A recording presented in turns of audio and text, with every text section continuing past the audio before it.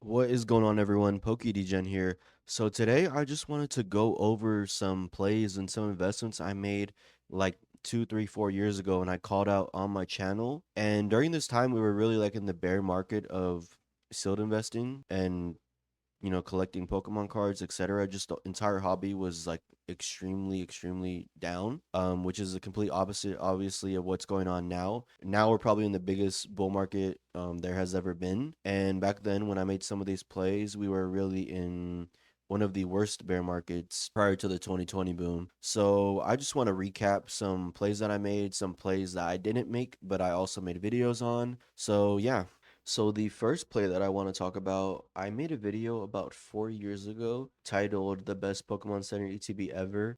I was so confident in that video because of the promo. That was my main point. I'm like, okay, this set obviously is not that good.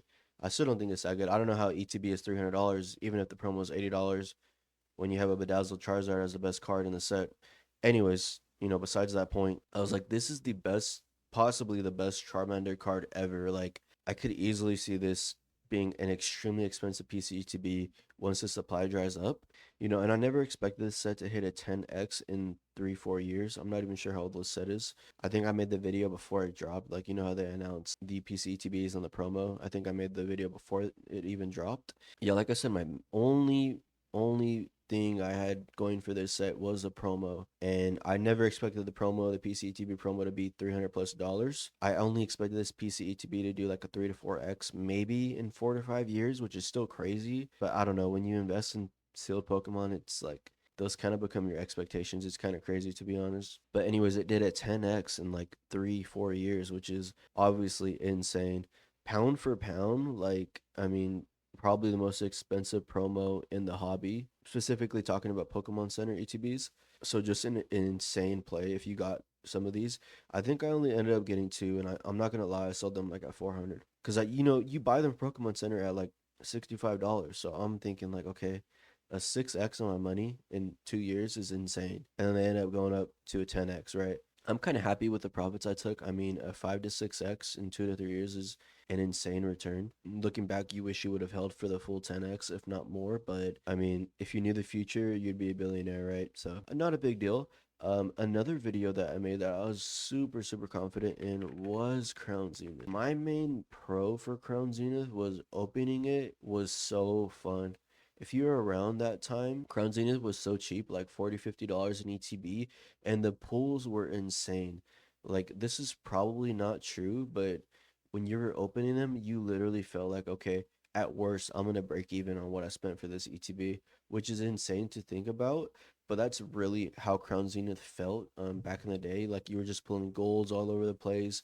You were pulling the illustration rares, whatever they were called back then, or the trainer galleries, I think they were called. You were just pulling hit after hit after hit, and that was my main point of emphasis. Like, yes, they do have some gorgeous cards. I mean, the Darkrai, the gold cards, the gold trio, right? The Lucario promo was amazing. Just everything about this set was absolutely phenomenal, and that was my the main reason why I bought so much Crown, simply because just opening it was a blast. And the thing about when you buy a set like this, when people look at it, 5, 10 years later, they're gonna have fond memories of Crown Zenith, and they're gonna want to buy it because of those experiences. So that was actually amazing. One other play, I did not make this play. I did not make a video, but obviously, I wish I could go back and make this play. Fusion Strike ETBs, man. You guys don't understand. If you weren't there, these were available like for 30, $35, like everywhere on the secondary market, right? Nobody wanted these. I even had a case at one point. I'm not gonna lie. Once they hit like a break even, I took my money because, like I said, back then it was just a different time, right? And I was just getting in the hobby, and I didn't really understand like, how to make these plays, like how important holding is. So once I was able to break even, I want to say I had like a distro connection back then. I got them for like 25. So once they hit like 30, 35, and I can make a little bit of cash on a case, like I don't know what that would be, like $100, I was like, all right, I'm out. And that's one of the worst plays.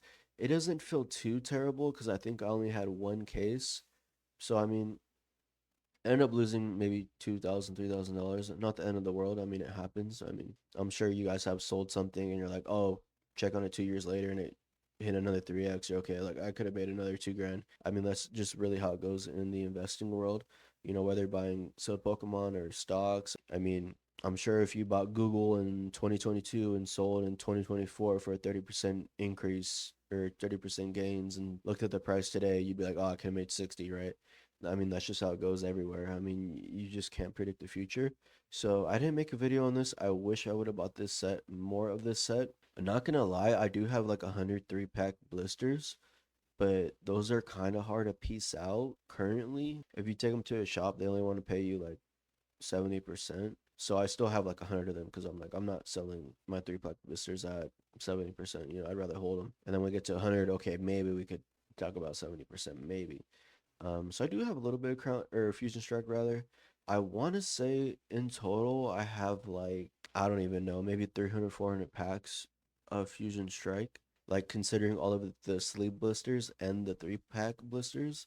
So I got a little position. I would have loved to get more, obviously, but again, you can't buy everything. Just a regular guy on a regular budget, right? So yeah. So another play that I made a video on was Evolving Skies. And again, I did not make this play simply because at the time, $500 a booster box was just out of my budget, not gonna lie. But obviously, looking back on it, it's $2,600. You know, of course, would have been an amazing buy. But during the time, I mean, I honestly don't feel too bad about this one because I was buying like Chilling Reign, Silver Tempest, and Brilliant Stars booster boxes from the Pokemon Center website because they're still available at MSRP. And that was like more on my budget. It was like I want to say it was like 143 after tax, maybe 155 after tax, I forget. But those still ended up doing like a 3 to 4x. Obviously I would have probably made like a 5 to 6x even if I bought Evolving Skies at $500 back then. But not too sad about it because I still got some Sword and Shield. Just Evolving Skies was out of my budget at the time, but again, my main point of emphasis was okay, the set is $500 at the time, but like the top 3 cards were like over 1,000, right? Like it was such an obvious buy if you had the capital during that time. Anyways, if you watched the video, I really appreciate it. Not trying to hype myself up or anything.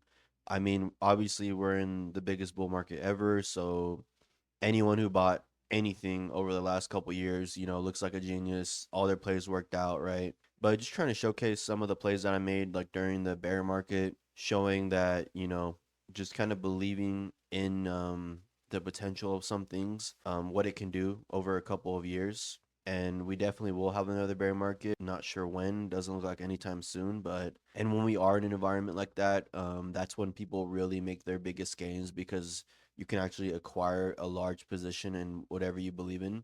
But anyways, thanks for watching the video. If you stayed this long, I really appreciate it. Happy Father's Day to any dads out there. Happy Father's Day if you celebrated it earlier in another country, and have a great rest of your Sunday.